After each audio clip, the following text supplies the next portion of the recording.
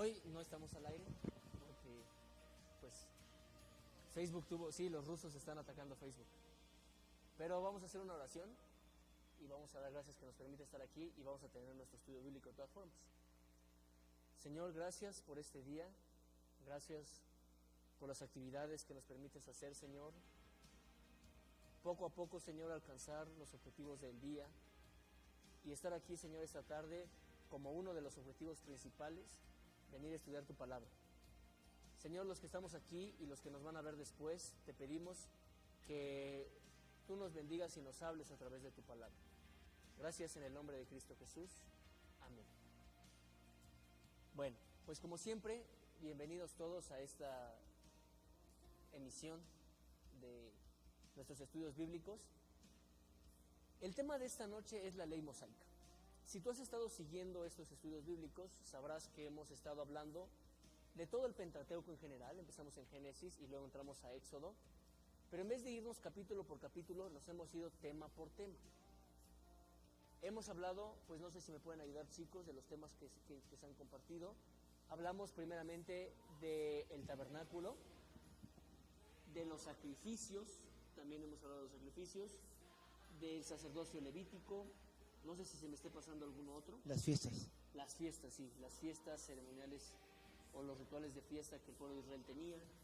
¿Qué más? El sumo sacerdocio, la comparación entre Aarón y nuestro Señor Jesucristo. Es verdad, también vimos eso apenas hace 8 días, ¿no? Entonces, bueno, es lo que hemos estado viendo en estos estudios bíblicos y vamos casi a cerrar esta primera etapa de temas. Seguiremos teniendo estudios bíblicos y hoy vamos a ver la ley mosaica, una gran parte del libro de Éxodo, una gran parte del libro de Deuteronomio y una gran parte del libro de Levítico es la ley mosaica. Los judíos, Dios siempre han observado esta ley que les fue dado por el Señor y la palabra de Dios dice que también por medio de ángeles a Moisés en el monte de Sinaí, y esta noche vamos a ver ese tema. Quiero que antes de que entremos nos hagamos algunas preguntas. Número 1, ¿de qué nos sirve que tengamos en nuestras Biblias estos códigos de ley? Es decir, ¿el cristiano del Nuevo Testamento tiene que obedecer la ley judía? El cristiano del Nuevo Testamento tiene que... Yo conozco gente, ¿sabían? Yo conozco gente que no come carne con leche, como los judíos. Obviamente los judíos no comen carne con leche, o carne con queso, por ejemplo, y no lo hacen por aquel mandamiento que dice, no cocerás al cabrito en la leche de tu madre. Bueno, en la leche de la madre del cabrito, ¿no? Perdón, cerita. No cocerás al cabrito en la leche de su madre, de la madre del cabrito. Y como muchos otros mandamientos que pues los judíos no toman en cuenta y que a veces pensamos los cristianos tenemos que hacerlo también. Los cristianos tenemos que guardar el sábado, qué sí y qué no se toma de la ley. Entonces, vamos a pasar un video, lo voy a pasar yo aquí para ustedes y Jerry nos los va a pasar allá, ¿sale? Entonces, vamos a empezar viendo este video. Adelante Jerry, pásalo y apáganos los micrófonos desde ahí.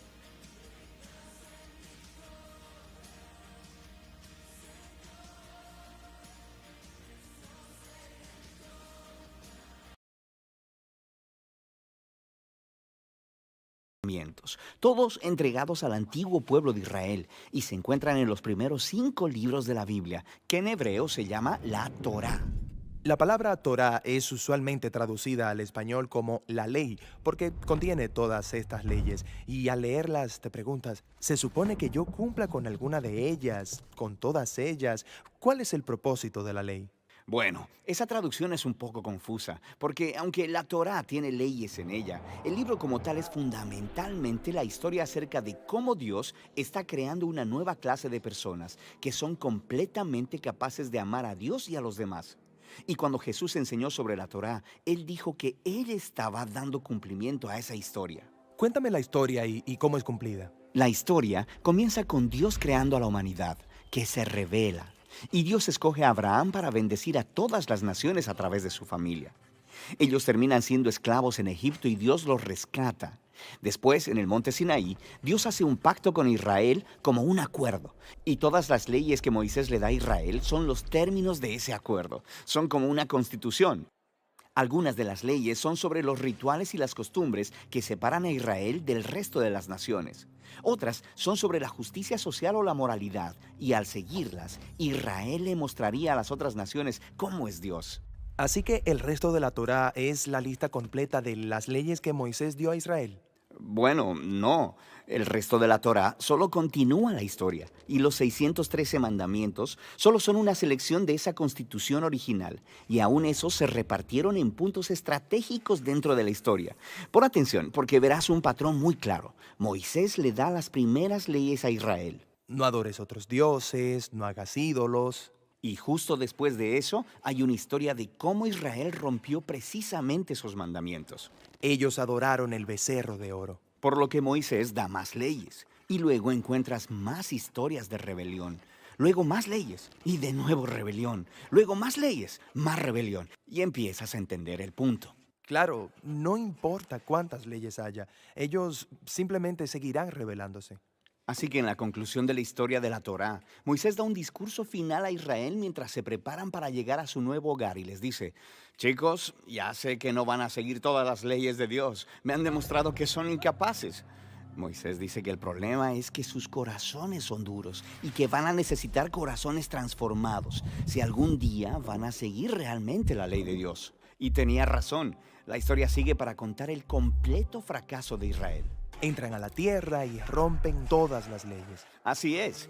La siguiente sección de los libros de la tradición judía son los 15 libros de los profetas. Ellos reflexionan sobre la historia. Por ejemplo, Ezequiel dijo que si Israel iba algún día a obedecer la ley, el Espíritu de Dios tendría que transformar sus duros corazones en corazones blandos. Y Jeremías dijo que en ese momento la obediencia a los mandamientos de Dios no se sentiría como una obligación, sino que estaría escrito en lo profundo de sus corazones. Isaías prometió un futuro líder, el Mesías de Israel, que guiaría a todo el pueblo en obediencia a la ley. En la tradición judía, todos estos libros se llaman los profetas, incluso los libros históricos, porque están continuando la historia contada de... Pues en el video que acabamos de ver, lo hemos pausado porque es muy largo. Después lo vamos a subir también a nuestras redes sociales para que tú lo puedas seguir viendo. ¿Está prendido el micrófono allá, Jerry? ¿Está abajo? Perfecto. Bueno, entonces, vamos a empezar con nuestro estudio de esta noche. No sé si el punto fue claro. Hay 613 mandamientos dentro de la ley. ¿Cuáles de esos tenemos que obedecer y cuáles no? En el video veíamos que hay un punto de vista que dice que la ley se fue armando porque se les dio 10 mandamientos y el pueblo desobedeció. Y se les dio más mandamientos y el pueblo seguía desobedeciendo. Entonces, a medida que ellos desobedecían, pues se les iban añadiendo más mandamientos. Hoy vamos a ver varios temas.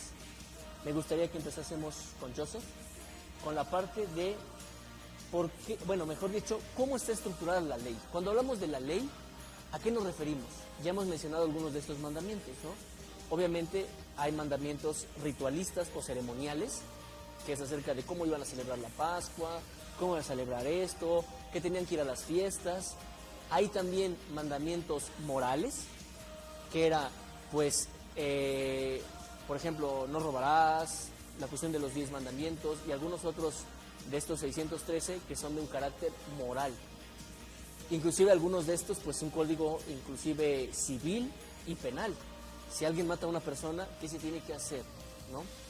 Algunos de estos también eran leyes sanitarias.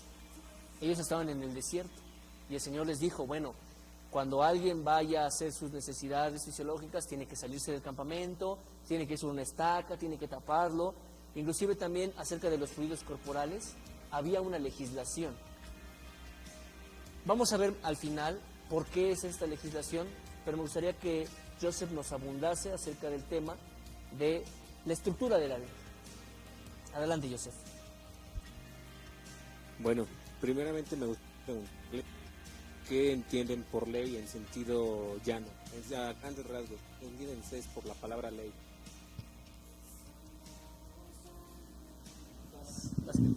Tú sabes una respuesta muy concreta. No sé. Una norma de largo alcance con mucha coacción, digamos. Digo, la palabra en el hebreo creo es ra, ¿no? Que es instrucción. En el sentido que nosotros lo conocemos hoy en día, pues la ley es una serie de códigos, de ordenanzas. Ustedes tienen una palabrita, pero a ver si ahorita le... No, de las cosas que a fuerza se tienen que hacer. ¿Coercitivas?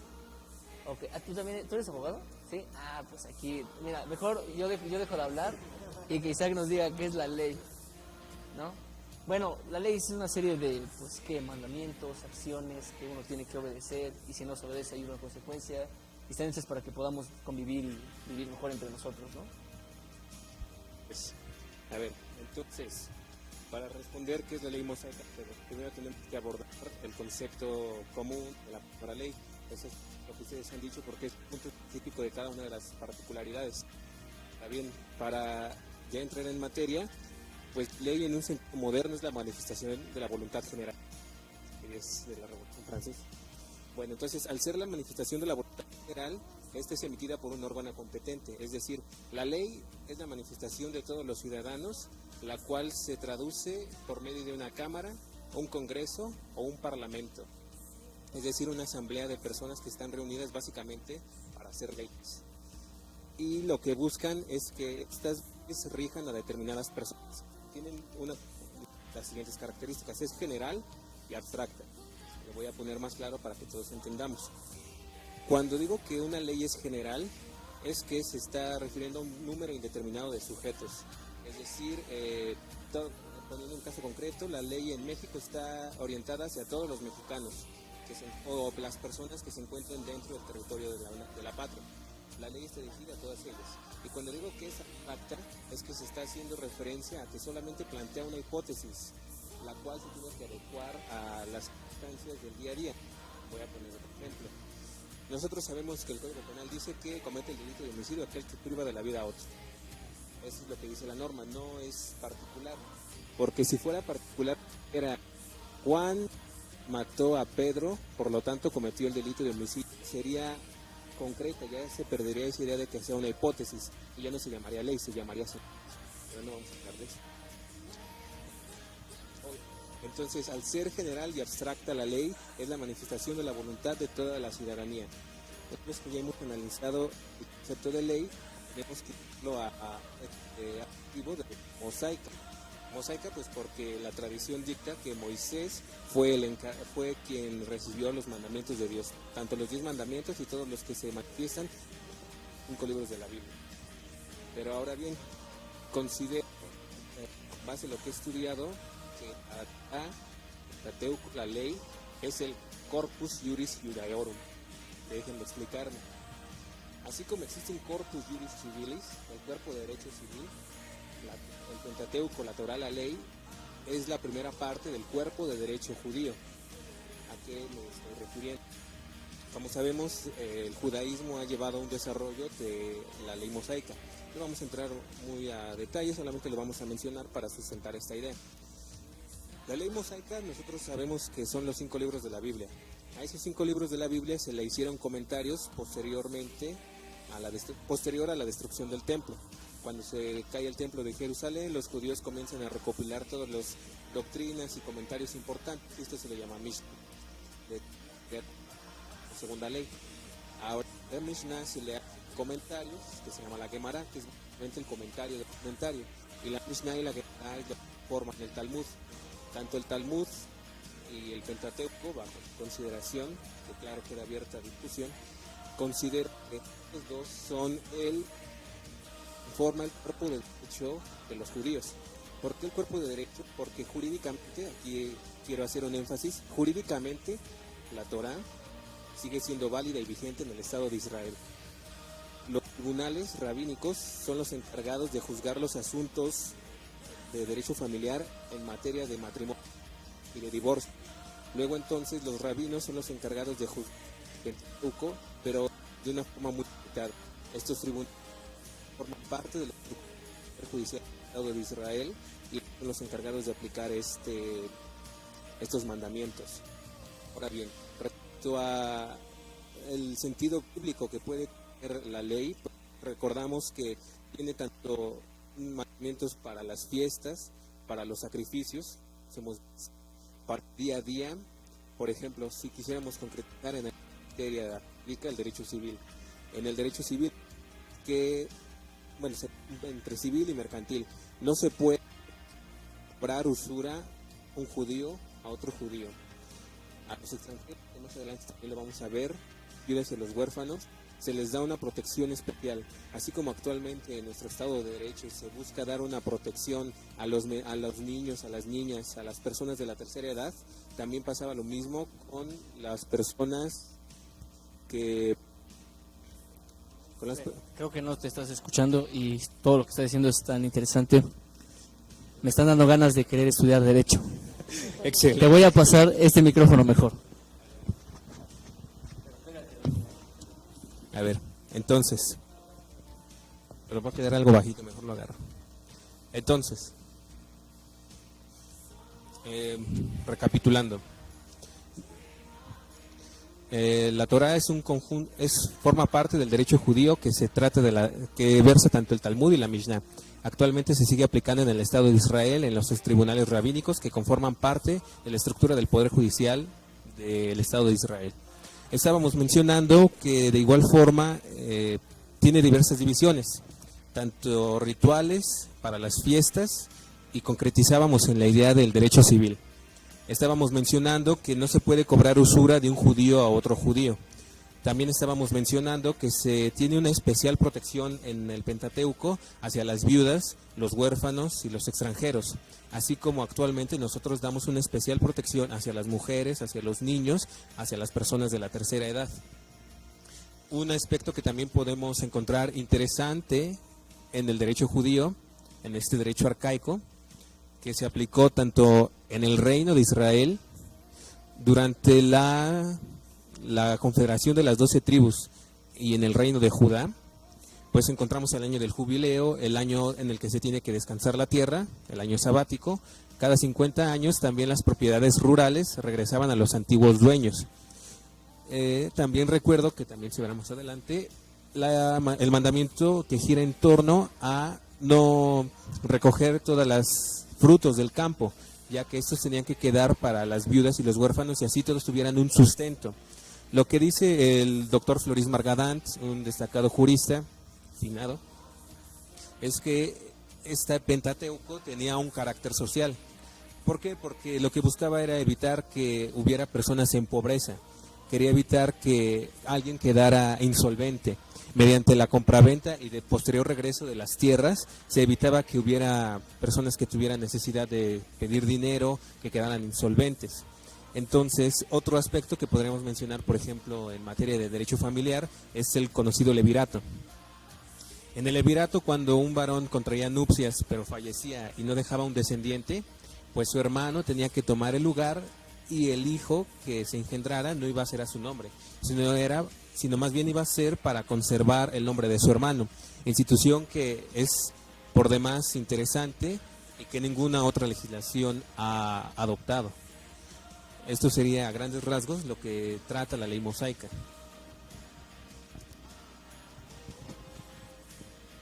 A ver, yo empezaré con un detallito. La palabra de Dios es tan amplia que la podemos ver desde distintos enfoques. A mí me encanta, por ejemplo, ahorita que estás hablando, la cuestión de que la ley mosaica puede ser pues estudiada desde el punto de vista del derecho, porque cumple con todas estas condiciones, porque me toca a mí en este momento hablarles acerca de la comparación de la ley mosaica con otros códigos legales que pertenecen al mismo contexto histórico.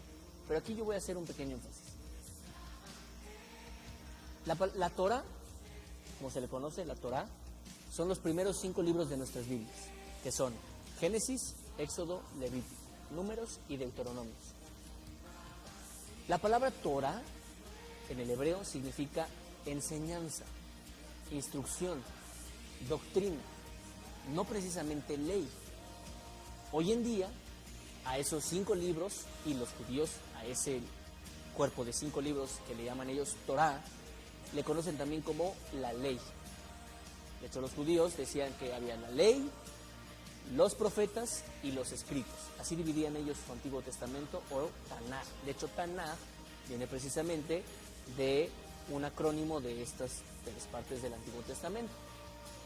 La Torá, que comúnmente llamamos la ley, contiene no solo leyes, porque Génesis pues pudiera contener algunas cuestiones de leyes que Abraham se infiere que tenía, pero contiene narraciones.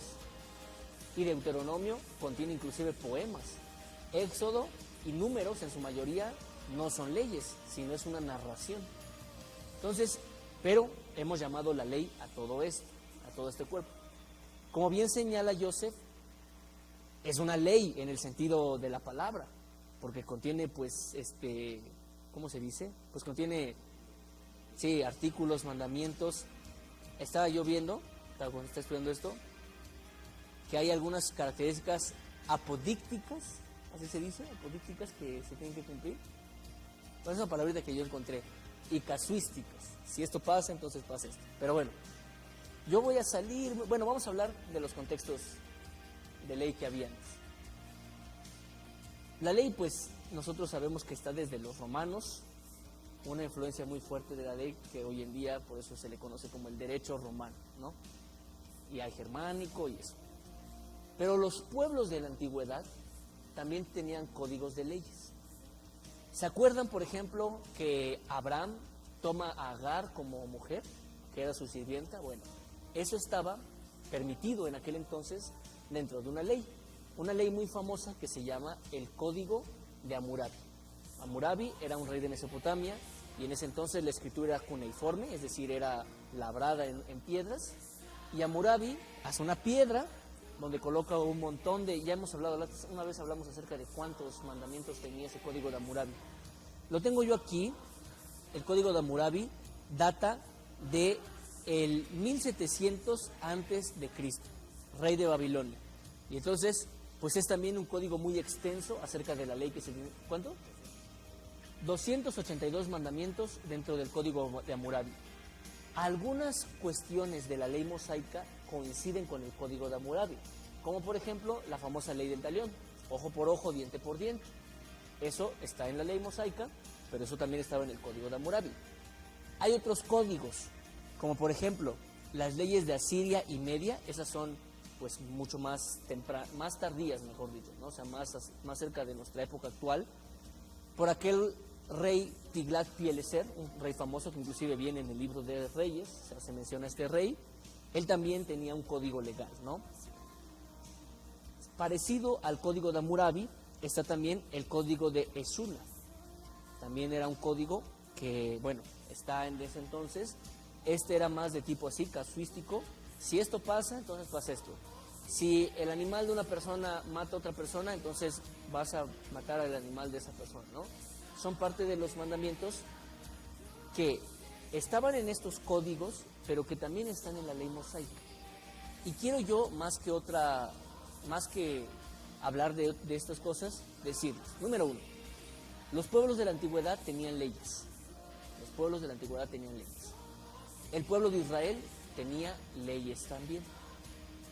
Hay quienes dicen que el parecido que hay entre las leyes de los antiguos, Código de Hammurabi, y las leyes o la ley de Suna, como se le conoce como se parecen algunas cuestiones a la ley mosaica, hay quienes dicen no hay inspiración divina.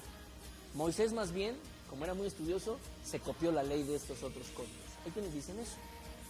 A lo cual nosotros tenemos que responder que si bien hay semejanzas en las leyes, vamos a decir que las circunstancias también eran semejantes, el contexto histórico que enfrentaban era semejante, las controversias sociales que enfrentaban eran semejantes y de ahí que se tenga que parecer.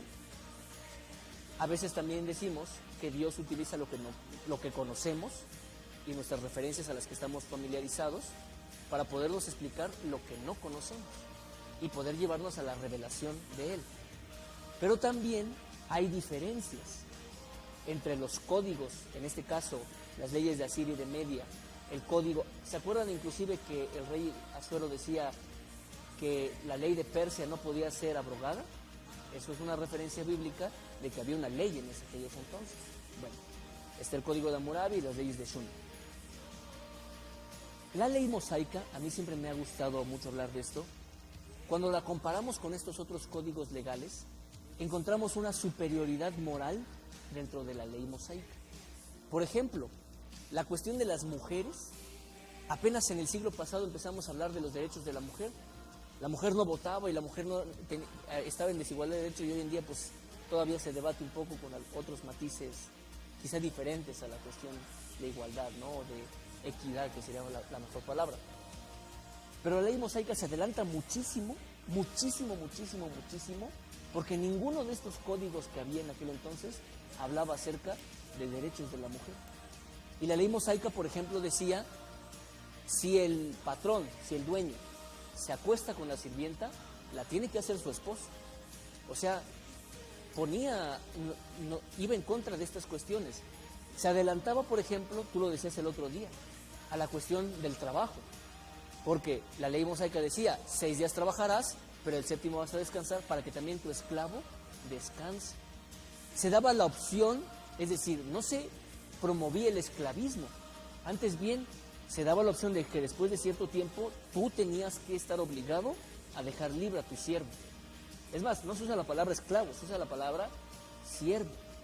Había una legislación, es más, si un siervo era acusado de algún delito, tenía la posibilidad de correr a estas famosas ciudades de refugio, donde tenía la posibilidad de ya no ser perseguido por su amo, y los de esa ciudad estaban de alguna manera comprometidos a defender los derechos de él, porque no lo podían entregar con su amo.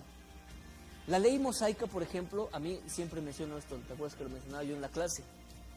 La cuestión, por ejemplo, del medio ambiente, igual muy moderna, el Acuerdo de París y el desarrollo sostenible de lo que hablamos hoy en día, eso es moderno, pero la ley mosaica hablaba de eso muchísimo antes. La ley mosaica decía, cuando hagas guerra contra tus enemigos y tengas que cortar los árboles para obviamente hacer baluarte y hacer pues la guerra, no vas a cortar todos los árboles. Y me encanta esta expresión de la ley mosaica que decía, porque el árbol no es hombre que te viene a atacar para que tú lo ataques y lo cortes. Solamente lo que necesites vas a cortar. Las cuestiones, por ejemplo, del descanso de la tierra, que apuntan directamente al desarrollo sostenible. 6 años trabajarás la tierra y el 7º año la vas a dejar descansar. Y los grupos de 7, durante 6 veces 7 vas a trabajar la tierra, pero durante los últimos 7 años vas a permitir que eso descanse. Y lo que decía Joseph hace un momento, que a mí se me hace maravillosísimo. No hemos encontrado ningún modo de producción que sea equitativo.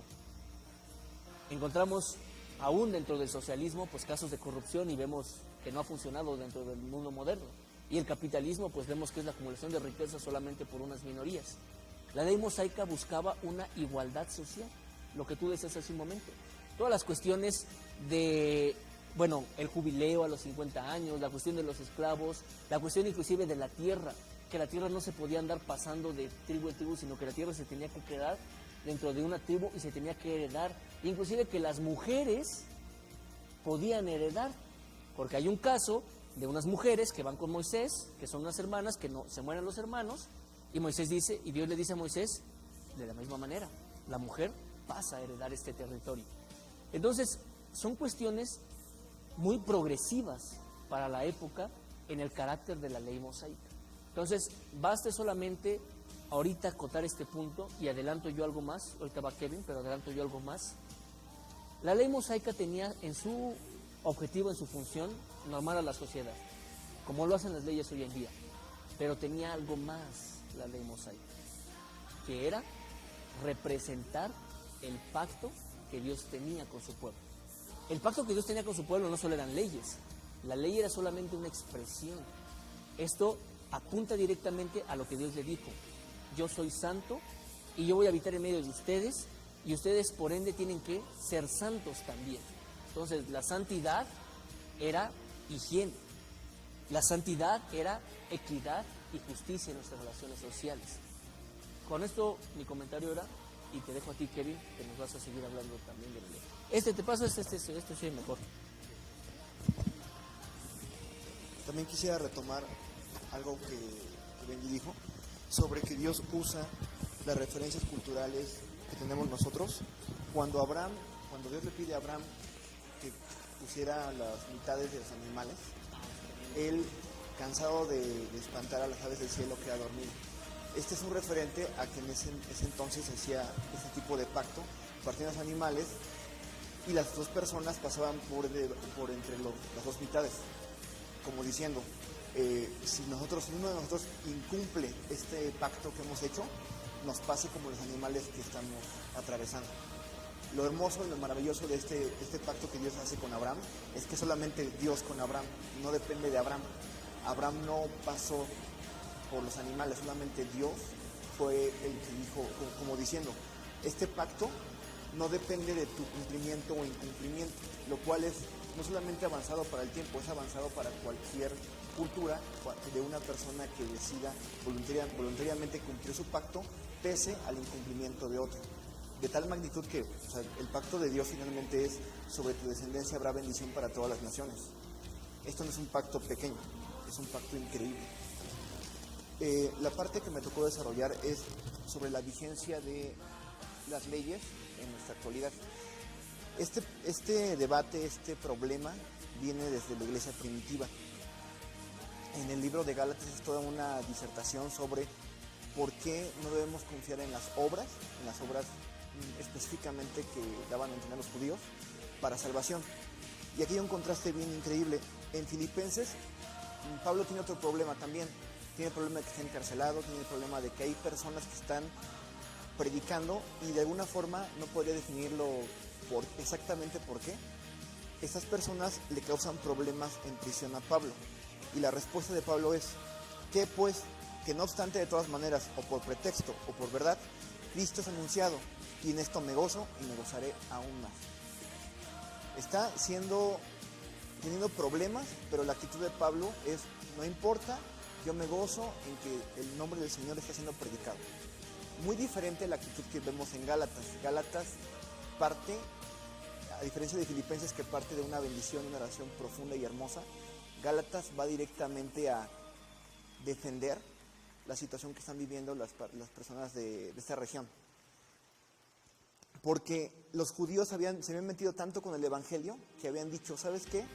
Eso de la gracia no es tan importante como que cumplas los mandamientos que Dios dio.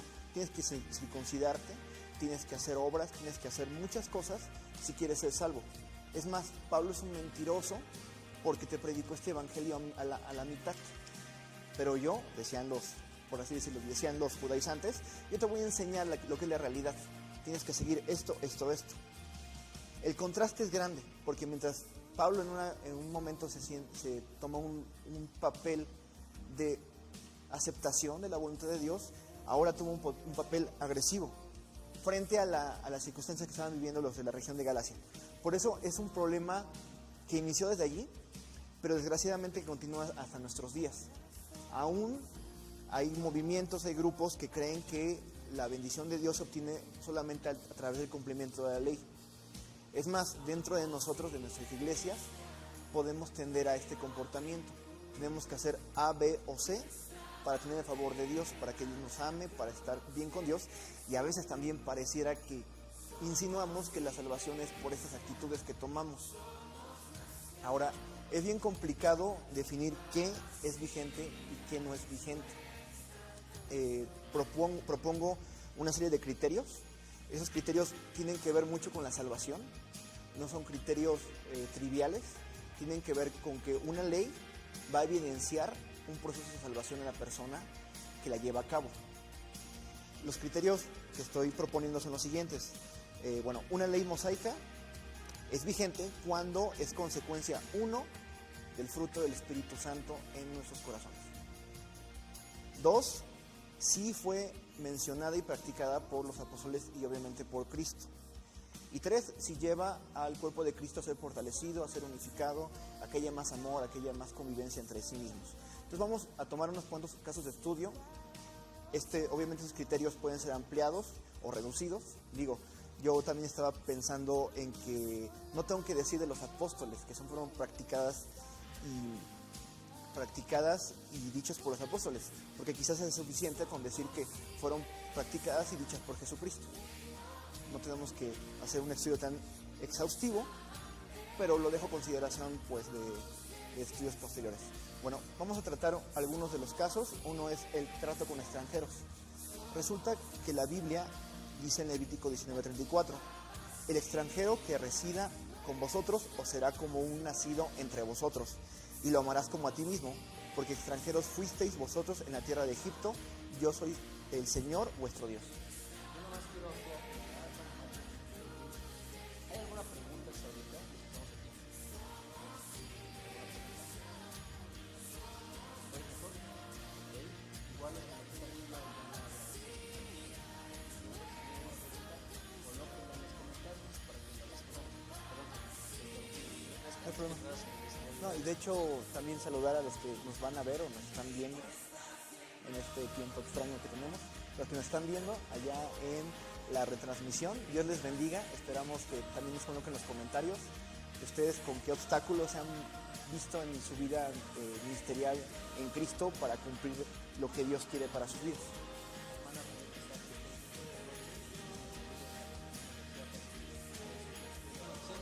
Siempre nos ven, no siempre nos pueden escuchar porque Sí, a veces es malo. disculpa, porque no estoy en internet, en Facebook, pero aquí estamos Fallamos nosotros. tratando de explicar la palabra.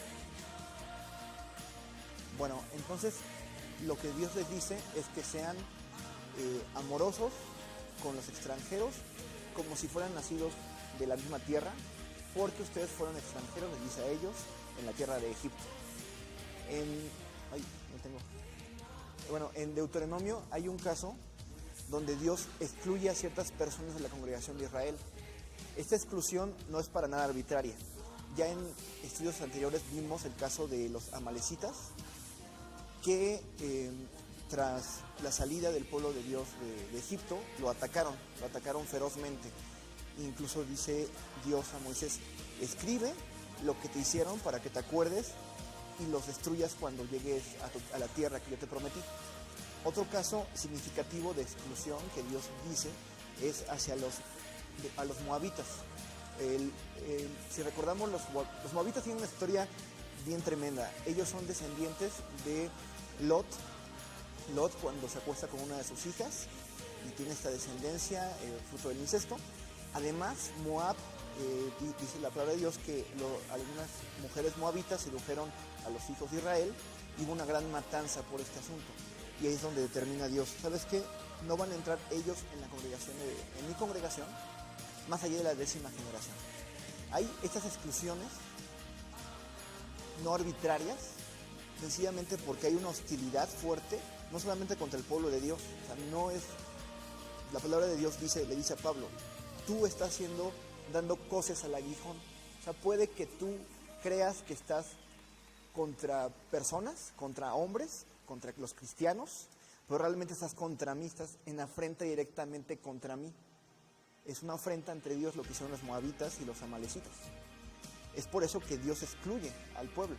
Pero finalmente cualquier persona que va con la intención de conocer a Dios, Dios lo recibe. Es el ejemplo maravilloso de Rahab la ramera, que incluso es mencionada en Hebreos 11 como una prueba de la fe, que decide ella ayudar a los espías. Y no solamente eso, ahí hay evidencias de un cambio. Es en Deuteronomio 23, donde habla de los excluidos de la congregación. Ahí sí pueden estudiar un poco más al respecto. Ahora, sin embargo, están estas dos cosas, ¿no? Está la justicia de Dios y está también la gracia de Dios allí. Desde allí está interactuando ambas. Dios dice que recibamos a los extranjeros con amor y con paz, pero también hay excluidos porque se excluyeron voluntariamente y afrentaron a Dios. Ahora, un caso bien particular es Ruth. Ruth es una moabita, precisamente una descendiente de Lot, una descendiente de esas personas, de esas mujeres, de la población donde había mujeres que sedujeron al pueblo de Israel y por la cual cayeron 40,000 delante de Dios.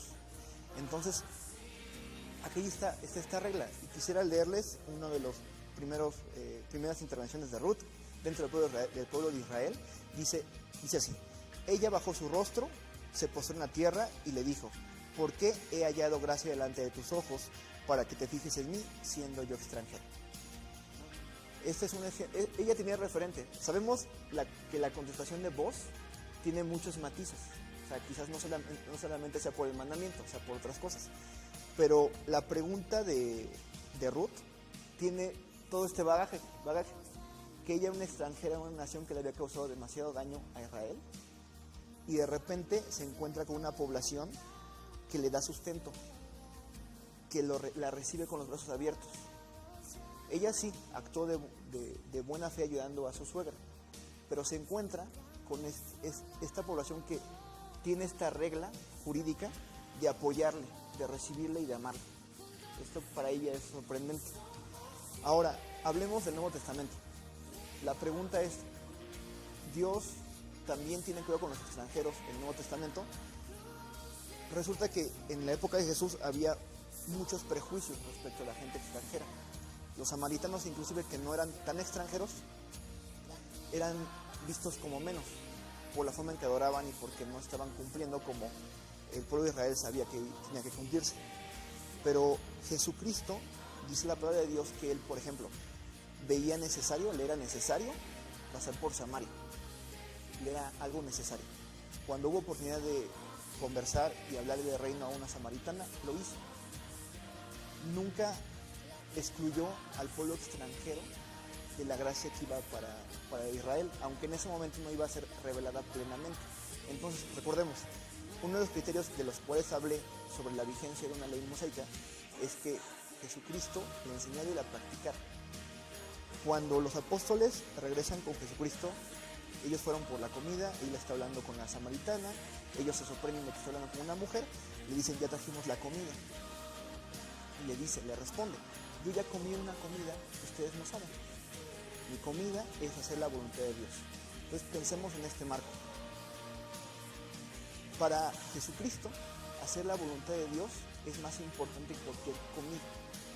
Y hacer la voluntad de Dios, en este caso específico, es hablarle del reino de Dios, hablarle de la condición actual de la samaritana y llevarla a la fuente de agua viva. Entonces, ¿debemos amar y procurar a los extranjeros? Sí. Nuevo Testamento. En Hechos hay un caso donde se le manda a Pedro ir con un extranjero, en este caso con Cornelio, a hablarle del reino de Dios, a hablarle del evangelio. Entonces, como Dios en su didáctica le dice en una visión, hay un camino del cielo y dice, mata y come, hay animales inmundos, ninguna cosa inmunda ha entrado a mi boca, dice Pedro. Y esto es para enseñarle a él que delante de Dios no hay persona inmunda. Y se sorprende porque Cornelio y toda su familia son salvos. Entonces hay claramente una inclusión del pueblo extranjero en el pueblo de Dios. Efesios habla mucho de eso, de cómo ya no hay personas que estén fuera de la familia de Dios, todos estamos dentro. Pero alguna vez Benji habló sobre la superioridad de la moralidad del Nuevo Testamento frente al Antiguo. Como la ley dice, no tomarás una mujer, pero Jesucristo dice que aún la codicia es motivo de que estés quebrando el mandamiento. Entonces, también en este asunto va más allá porque primero nos posiciona en que todos somos extranjeros delante de Dios, también todos estamos fuera de su familia. Voluntariamente decidimos, como los moabitas y los amalecitas, afrentar a Dios y decirle, no quiero hacer lo que tú me dices, voy a hacer lo que yo quiera. Y por eso Efesios habla de adopción. Por eso Efesios habla de ya no hay extranjero, todos son de mi familia, dice Dios. Entonces Él va por los que somos extranjeros y nos hace parte de su familia. En el caso de Ruth, quise también hablar sobre otro tema, aparte de los extranjeros, sobre el tema del cuidado de desfavorecido dentro de la familia. Hay también en la ley un apartado para lo que llama la redención, cuando un familiar caía en dificultades, en este caso perdía al sustento de la familia, que es lo que le pasa a Noemí. Había una forma establecida por Dios para que un pariente con posibilidad económica y disposición tomase esa familia como propia y la sustentara. Entonces, las condiciones son esas. 1, que tuviera línea genealógica.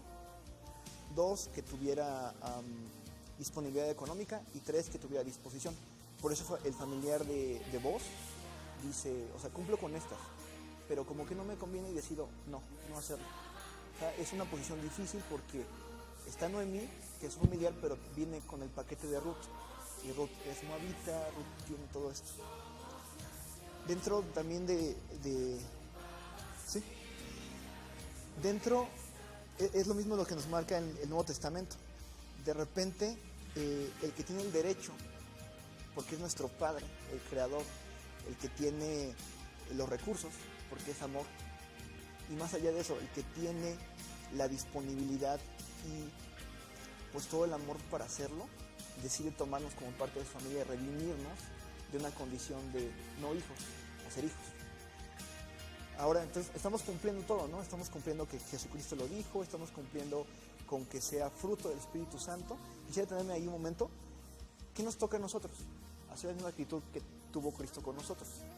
Si nosotros fuimos adoptados y fuimos atraídos a su presencia, es justo y de hecho es algo que debe emanar de nosotros como fruto del Espíritu Santo, traer a otros a la presencia de Dios y considerarlos parte de nuestra familia, pese a que hayan sido afrenta para nosotros, a que no compartamos sangre y a pesar de que pues en un principio no nos nazca, como pasaba con aquel samaritano.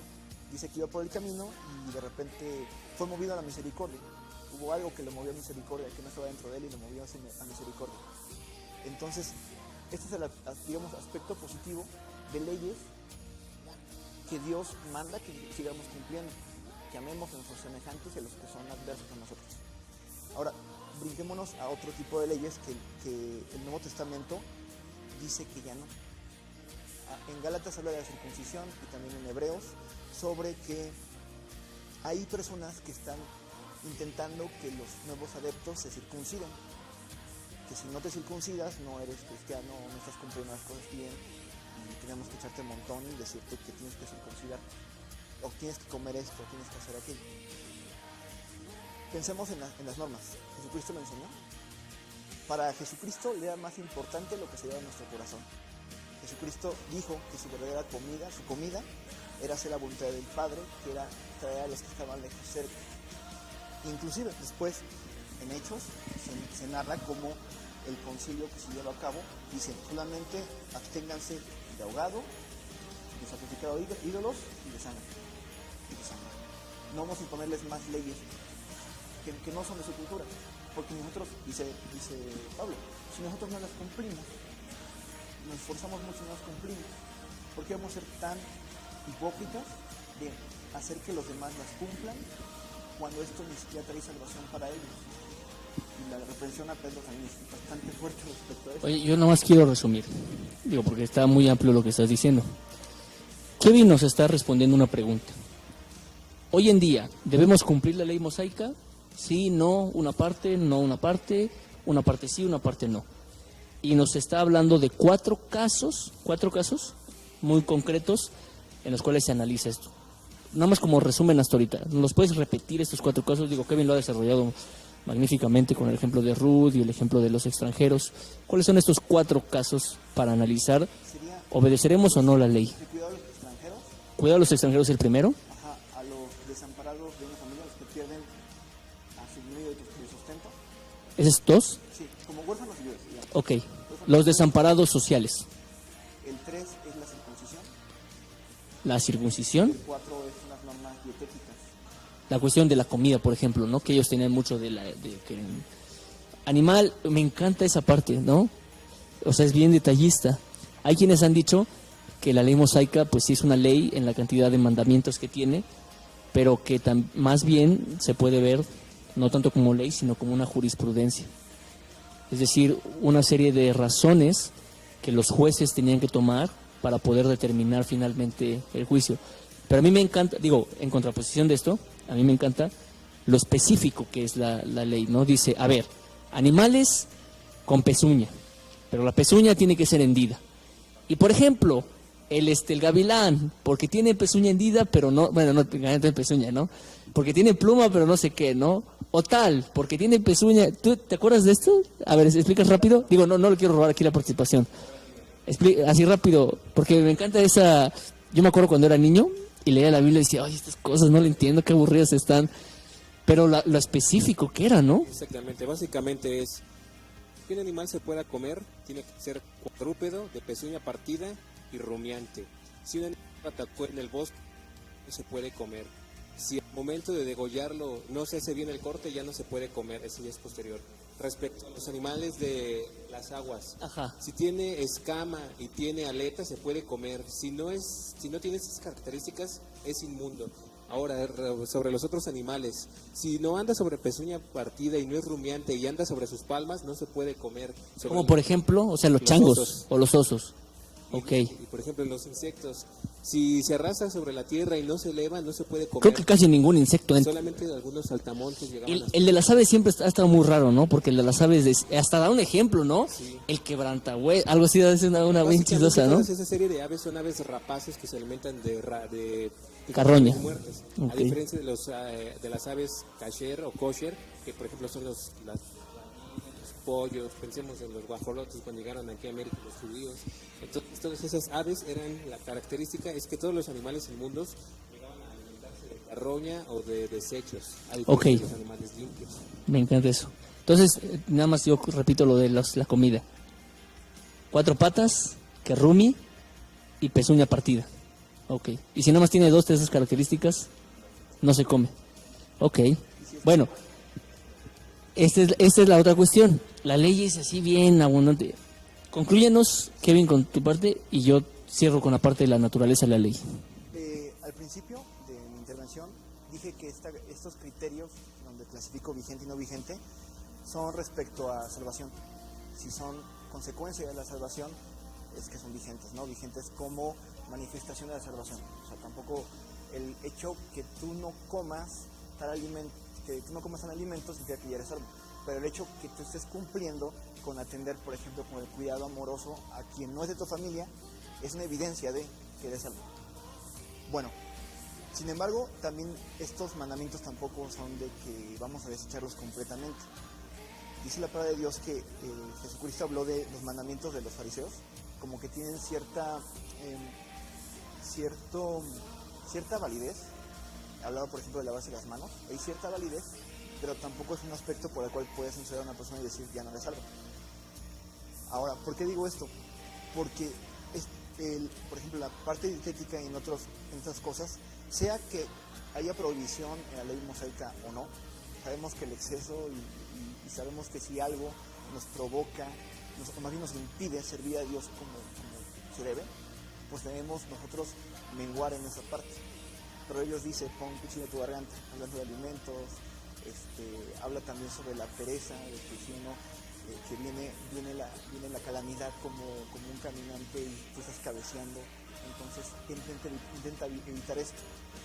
Porque hay cosas que si bien no son pecado, no van a definir nuestro lugar en la eternidad, sí pueden deteriorar nuestro servicio. Si nosotros tenemos una mala salud, diezmamos el tiempo y la calidad de nuestro ministerio y causamos pues cargas a la iglesia que no merece esa parte. Y incluso en lo poco, ¿no? Si comemos, aunque sea una vez muy pesado, sabiendo que vamos a hacer un culto de alabanza y sea que estamos dirigiendo, y estamos cabeceando y todo esto, pues tampoco es algo que sea agradable. Por eso a mí me da sueño los cultos de domingo en la tarde, porque a veces después de que caemos en comimos. eso. Entonces, no son de salvación, pero marcan una diferencia entre un ministerio y otro. Entonces tenemos que tener también cuidado en esa parte, pero lo principal es la manifestación, lo que Dios produce en nosotros naturalmente. Este fruto del Espíritu Santo que nos ayuda a amar, a soportar, a tener paciencia con otros, y las consecuencias que vienen con ello, es lo que debemos nosotros procurar que sea evidente. Y eso habla mucho el libro de Santiago, de que, resumiendo, si no resumen de todo, no somos salvos por obras, pero somos salvos para obras. Somos salvos por fe, y esa fe produce obras naturalmente en nosotros que deben verse esperen nosotros poder tocarlas y palparlas y estar agradecidos con la obra de Dios en nosotros. Ok. ¿Te lo puedo cambiar para que...? Sí. Porque crees que estos meten mucho ruido. Creo que a ver si cuando estoy ahí... Es por estos micrófonos.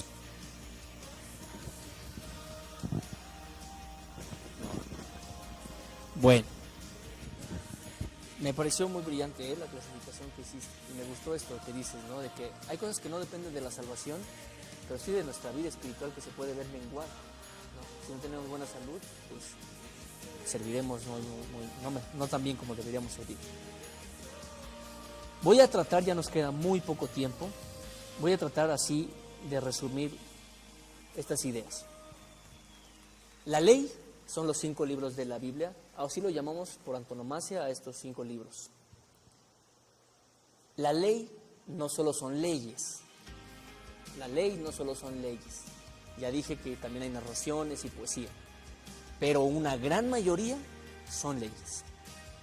En la parte legislativa de la ley son 613 mandamientos, ya lo habíamos dicho que los judíos lo tienen así.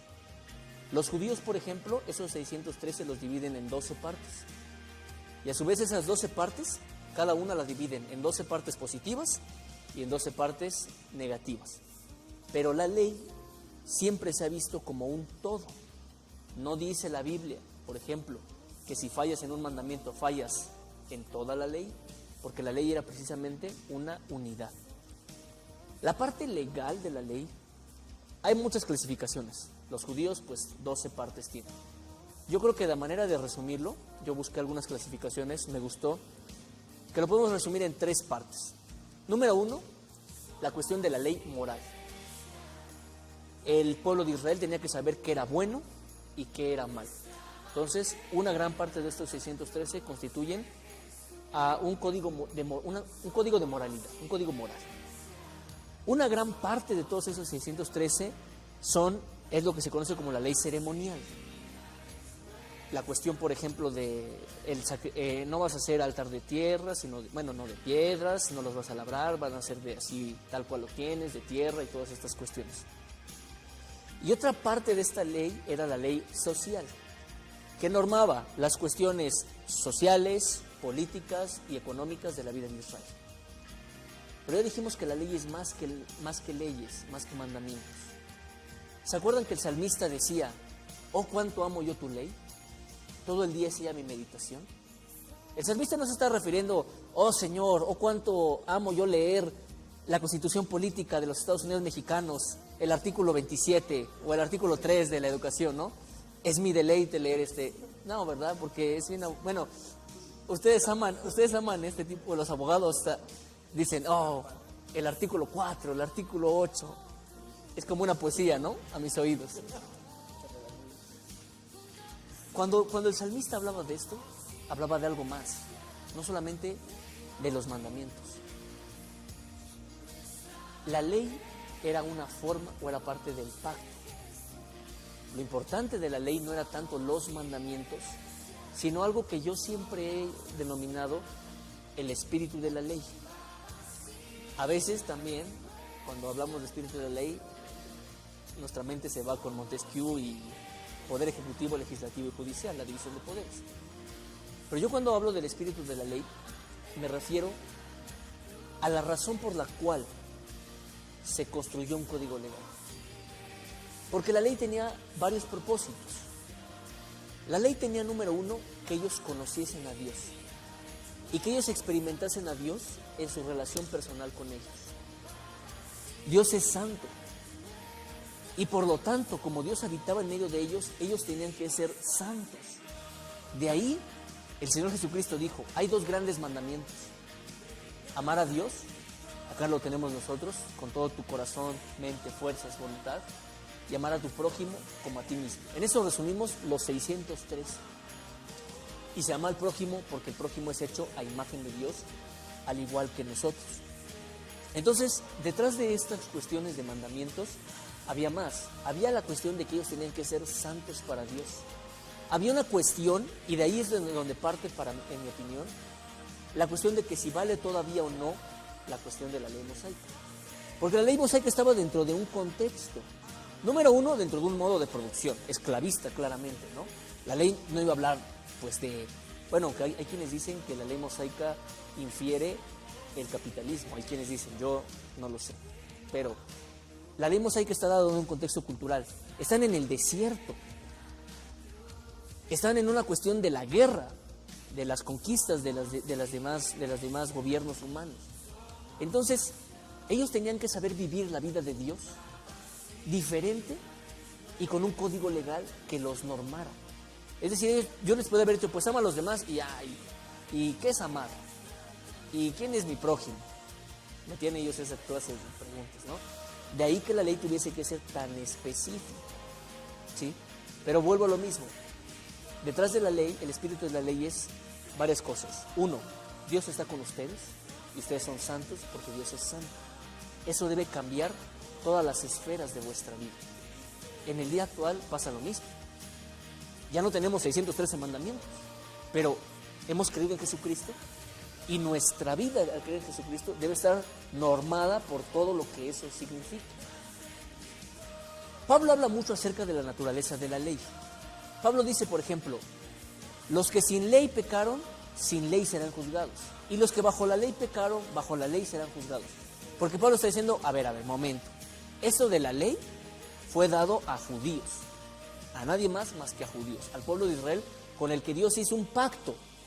Parte del pacto es ese código legal. Hablamos de eso el día que vimos el pacto.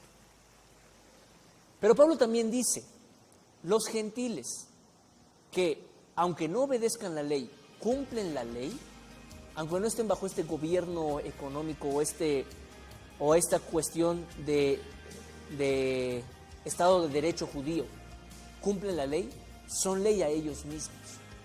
Porque entonces Pablo hablaba de una ley detrás de esa ley. Pablo también dijo, primero Corintios 7, a los que están bajo, yo me echo a todos con tal de ganarlos para Cristo. A los que están sin ley, como si estuviese, a los que están bajo la ley, como si fuese yo bajo la ley. A los que están sin ley, pues me echo como si yo no tuviese ley. Y dice, aunque sí tengo una ley, la ley de Cristo.